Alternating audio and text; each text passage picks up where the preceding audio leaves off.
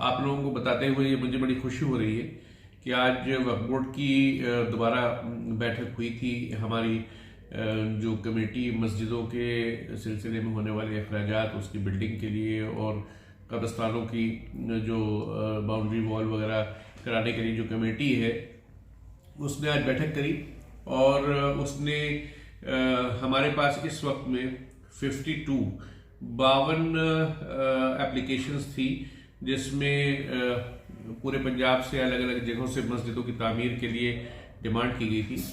और तो हमने उन सभी एप्लीकेशंस को एग्जामिन करने के बाद 46 एप्लीकेशंस पर ग्रांट करी है और वो ग्रांट तकरीबन 1,51,00,000 रुपए है।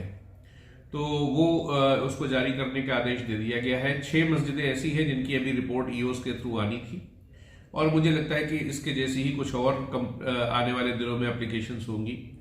तो पंजाब वक्फ बोर्ड की तरफ से मस्जिदों की तामीर के लिए किए जाने वाले जितने भी सारी एप्लीकेशंस थी वो ऑलमोस्ट डिस्पोज ऑफ कर दी गई हैं। लगातार हमने पिछले दिनों इसके ऊपर ह्यूज ग्रांट जारी करी है। तो उम्मीद ये है कि जहां जहां पे भी मस्जिदों की तामीर हो रही थी उनके काम सही तरीके से चलते रहेंगे, सुचारू रूप से, और लोगों को कोई दिक्कत नहीं आएगी। इसके साथ ही मैं बताना चाहता हूं कि हमारी तरफ से डिजिटलाइज करने के लिए पूरी कोशिश की गई है। आसानी के लिए लोगों के हमने इंतजाम ये किया है कि रिस्पेक्टिव ईओस जिनके अकाउंट में ये ग्रांट जाएगी, वहां से सभी मस्जिद कमेटियों को उनके अकाउंट के थ्रू पैसा ट्रांसफर किया जाएगा। पहले ये होता था कि ईओस कैश या सामान की शक्ल में उनको पैसे देते थे।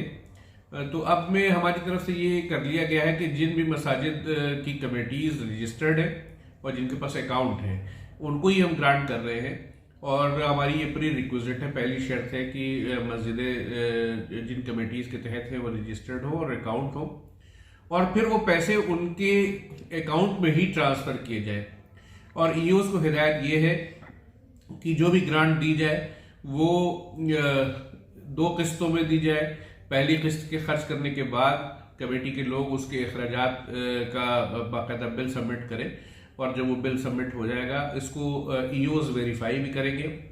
फोटोग्राफ्स भी ली जानी चाहिए। तामीर शुरू करने से पहले कमेटीज को इंस्ट्रक्शन है कि तामीर करने से पहले फोटोग्राफ्स लें, फिर उसके बाद उस पर होने वाले अखराजात के बाद की तामीर की शक्ल की भी फोटोग्राफ सबमिट करें। और फिर उसके बाद जब ये पहली किस्त की एक्सपेंडिचर की रसीदें मिल जाएंगी तो दूसरी किस्त उनको जारी कर दी जाएगी।